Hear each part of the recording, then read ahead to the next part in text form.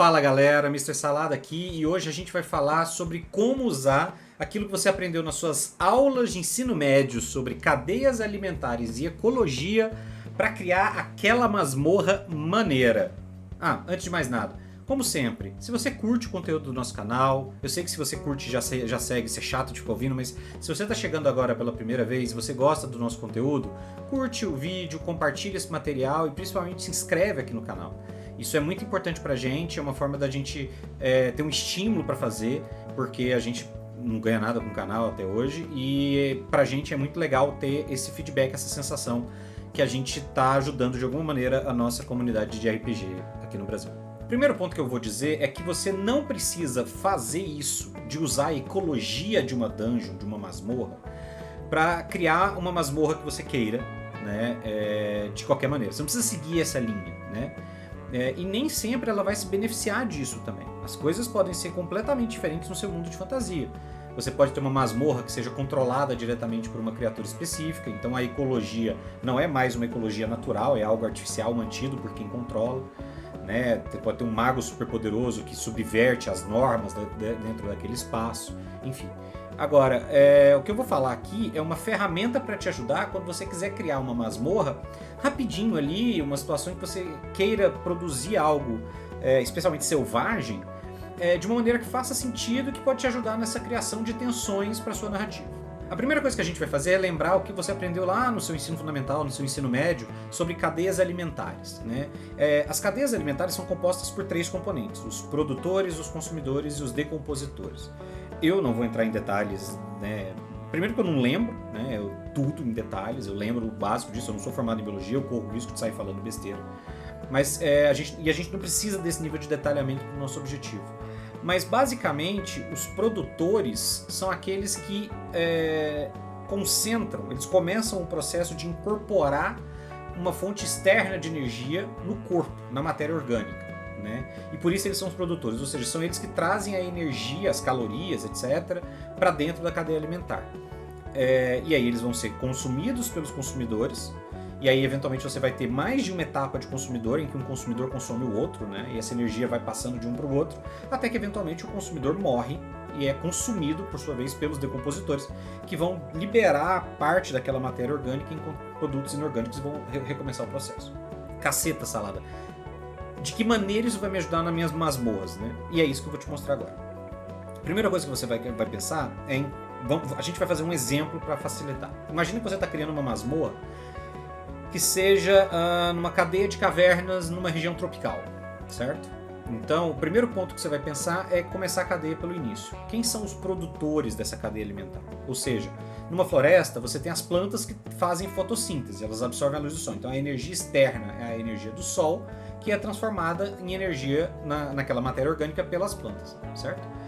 Dentro da caverna pode ser bem provável que não tenha sol. Você tem cavernas que têm entrada de sol, mas quanto mais profundo, mais improvável é isso. Como é que você explica, né? Quem são os seus produtores nesse caso? E esse eu acho que é o principal ponto que facilita você estar falando em cenários de fantasia.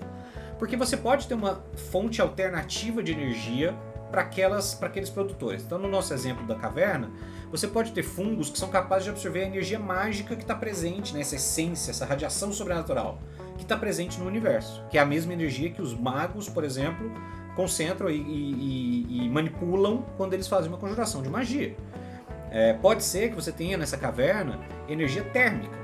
Sei lá, você tem vulcões, você tem linhas de magma e eles produzem calor, e você tenha produtores, fungos, cogumelos, etc., que são capazes de absorver essa energia, como eles absorveriam a energia do sol, as plantas absorveriam a energia do sol no processo de fotossíntese. Só aqui, se você notar, você já está construindo vários elementos da sua masmorra e às vezes até do seu cenário como um todo, do seu mundo, tá? Qual é a frequência desses fungos e desses cogumelos? Qual é o visual desses fungos e desses cogumelos? Quais são as cores? Quais são os cheiros? Quais são os efeitos desses cogumelos? Porque pode ser que eles tenham esporos especiais para se proteger dos predadores, para que eles não sejam consumidos de maneira a eliminar a espécie, a extinguir a espécie. Pode ser que eles tenham algum esporo especial para facilitar a disseminação, ou seja, mesmo quando ele é consumido, os esporos que vão na parte consumida vão espalhar a colônia. E se os seus fungos se desenvolverem e agora eles têm uma colônia de miconídeos, ou seja, os seus produtores não são mais plantas ou fungos, entre aspas, inofensivos ou indefesos. Não, eles podem começar um outro processo. Afinal de contas, esses fungos vão receber lá na frente, a gente vai falar sobre isso, no final da cadeia, eles vão receber elementos dos decompositores. E se esses fungos resolvem que eles querem obter esses elementos diretamente, entendeu? Se eles querem acelerar esse processo matando matéria orgânica para receber isso o quanto antes. E se você tem fungos violetas, que são um tipo de criatura comum do D&D. Então assim, só nessa etapa você já elaborou muito da sua masmorra. Só em pensar em como a energia chega, quem são os produtores da sua cadeia alimentar na sua masmorra, você já está criando bastante cenário aqui dentro. Aí a gente vai pensar nos consumidores, especialmente o consumidor primário, ou seja, quem é que se alimenta inicialmente dos seus produtores. Na floresta, normalmente a gente está falando de animais herbívoros ou onívoros. Certo? São aqueles animais que consomem as plantas, as folhas, os frutos, as flores, às vezes em alguns momentos, enfim. Na nossa masmorra de caverna, a gente precisa pensar em quem come esses fungos. Em geral, esses consumidores primários eles vão ser menores. Eles precisam de menos energia, porque quanto maior o consumidor, maior o produto que ele vai precisar comer. Ou seja, mais energia ele vai precisar consumir para o seu metabolismo, e aí ele vai ter que consumir mais. Então ele começa a ser um fator de peso dentro daquela cadeia alimentar. Talvez os seus fungos sejam consumidos por ratos. E aí pode ser que os seus fungos tenham uma propriedade especial e esses ratos se tornam ratos gigantes.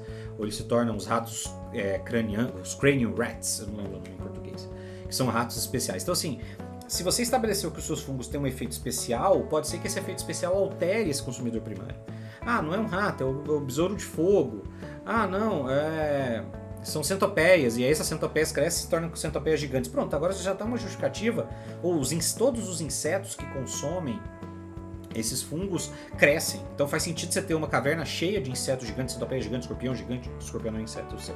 Mas animais gigantes, né? Bestas, insetos gigantes naquela masmorra. Já aumentou um outro elemento. Talvez os besouros de fogo se alimentem, talvez eles fossem besouros originais, né? E aí eles de repente estão besouros de fogo por causa da propriedade do fungo. Se você quiser, sua masmorra pode acabar aqui. Entende? Talvez a sua caverna tenha poucos fungos, talvez não seja um ambiente ideal para eles, talvez eles não consigam se espalhar o suficiente. Se você tem pouco produtor absorvendo energia, você tem poucos consumidores, você tem pouca vida em geral, certo? Talvez tenha muito fungo, talvez você tenha uma população muito grande. E aí essa quantidade enorme de comida disponível aumente as populações, atrai os consumidores primários. E aí, quando você tiver mais consumidores primários, eles por sua vez vão atrair os consumidores secundários, que são os predadores. Acho que esse é um ponto importante. A maior parte das criaturas que você enfrenta no RPG, eu diria que são os predadores carnívoros, tá?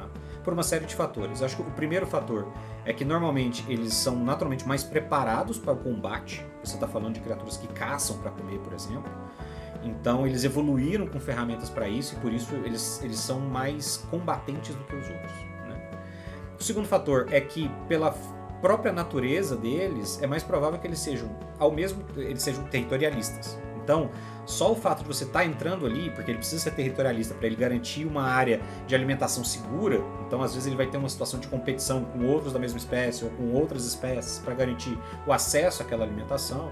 Então o fato de você entrar, ele não sabe quem é você, para você ele é um invasor, e aí o fator territorial dele ataca, né? Mas eu acho que o principal aventureiros são comida. Dependendo do predador, no final, um rato, um besouro de fogo, o ladino halfling chamado Clayton, são só calorias disfarçadas em matéria orgânica. Não vai fazer diferença para ele. Então, muitas vezes o consumidor secundário vai ver nos aventureiros uma fonte de alimento como seriam os consumidores primários, tá? Aqui é importante você lembrar que cada passo na cadeia a quantidade vai caindo. Pensa numa pirâmide, né, em termos de quantidade. Então, você tem muito produtor, depois você tem menos consumidor primário. Tá? Se você tivesse a mesma quantidade de fungo, rato, sei lá, topeira cachorro. Topeira cachorro é um bicho do Tom das Bestas, que é um livro que eu recomendo bastante. Topeira cachorro, essa conta não vai fechar se tiver o mesmo número. Porque uma topeira cachorro precisa comer muito rato para sobreviver. Então se tiver muita topeira cachorro, acaba a população de rato. Acaba a população de rato, acaba a população de topeira, elas vão morrer de fome. Então o balanceamento vai sempre no sentido de um quanto maior e mais forte e mais poderoso e portanto com maior metabolismo o consumidor for, mais ele vai precisar se alimentar e, portanto, menos vai ter. Porque senão ele acaba tendo um fator de desbalanceamento. Na hora que você for pensar na sua masmorra, é bem mais provável que os aventureiros vejam muito fungo, menos rato do que fungo e menos do predador. a menos que o predador esteja efetivamente caçando ou eles estejam caçando o predador. Então, quando você for pensar na frequência de encontros, por exemplo, é bem mais fácil você encontrar os produtores, e aí se os seus produtores forem fungos especiais que ataquem, isso pode ser um problema. E os ratos, enfim, a frequência com que você vai ver essas criaturas vai caindo conforme elas vão subindo na pirâmide ou conforme elas vão avançando na cadeia alimentar. Uma coisa que eu acho importante do ponto de vista de ecologia de masmorra é você pensar que as cadeias podem se conectar em largas redes, certo? Então, é possível que um predador se alimente de mais de um consumidor secundário se alimente de mais de um tipo de consumidor primário. Você pode ter uma variedade grande de bichos, né? Então, assim, os consumidores primários às vezes estão disputando o mesmo produtor. Você não precisa ter só um fungo, você pode ter vários fungos de diferentes maneiras e às vezes cada um deles alimenta uma criatura. Pode ser que os ratos só comam determinados fungos e os besouros de fogo só comam determinados tipos de cogumelo e, portanto, eles não têm uma competição, né? Eles não têm uma competição, cada um come uma coisa, eles não brigam entre si. Pode ser que a topeira cachorro só coma ratos, ela não come os besouros. E pode ser que a topeira cachorro seja presa da aranha gigante. E aí a aranha gigante é o nosso consumidor terciário. Né? O rato é o consumidor primário, a topeira cachorro é o consumidor secundário e a aranha gigante é o consumidor terciário. Ela só come. E aí a aranha ela não vai comer rato, não faz sentido ela comer o rato é muito pequeno. Então pode ser que eles tenham uma convivência harmoniosa. Inclusive que a aranha talvez estimule de alguma maneira, ou ela garanta de alguma maneira, que ela tem os fungos para os ratos para atrair os ratos, porque atrair os ratos atrai a topeira cachorro. Então você começa a ter essas interações, essas relações ecológicas que você estudou no ensino médio, muito mais frequentes, elas começam a aparecer. Quanto mais espécie variada, você vai ter simbiose, você vai ter parasitismo, você vai ter comensalismo, você vai ter mutualismo, você vai ter competições, enfim, todas essas relações ecológicas vão aparecer na sua masmorra. Depois de tudo isso, todos os consumidores, predador, aranha comeu, aranha morre, aranha comeu 1 milhão de topeira cachorro, morreu. Tem os decompositores, toda hora tem algo morrendo, toda hora tem alguém se alimentando dessa matéria orgânica, pegando aquele resto de energia e decompondo. E aqui na nossa masmorra isso vai voltar a ser engraçado, porque os fungos são decompositores muito comuns. Então é possível que na sua masmorra, nessa caverna tropical que a gente está falando, você tenha cogumelos que se alimentam de energia mágica, cogumelos que se alimentam de energia térmica e cogumelos que se alimentam do Clayton, o ladino Halfling, depois da aranha gigante ter sugado todo o interior dele. Pode ser que o que sobrar do Clayton, após o fungo decompô-lo, decompor esse Halfling, seja justamente os nutrientes que o outro fungo da energia mágica precisa para poder transformar a energia mágica em calorias. Então você fecha o ciclo com os decompositores. E aí você fechou a ecologia. Então você pensou, quem traz energia para dentro da masmorra, quem consome essa energia inicialmente, quem consome energia inicial, até onde vai esse processo e o que acontece quando eles morrem. E aí é uma parte legal, porque você pode me perguntar, tá, Salada, mas o meu gu, como é que fica nisso tudo lá, o meu carniçal, né? Ele é um consumidor ou ele é um decompositor? O arbusto errante é uma planta, mas ele não faz fotossíntese, ele é um produtor e um consumidor. Aí entra a maravilha do mundo mágico, tá? Você tem mais elementos para montar a sua ecologia. Se você fosse fazer uma caverna do mundo real, isso seria um fator. Você teria que seguir determinadas lógicas e condições. No mundo maravilhoso, você decide. Nada impede que os seus ghouls sejam um resultado do desbalanceamento dos decompositores.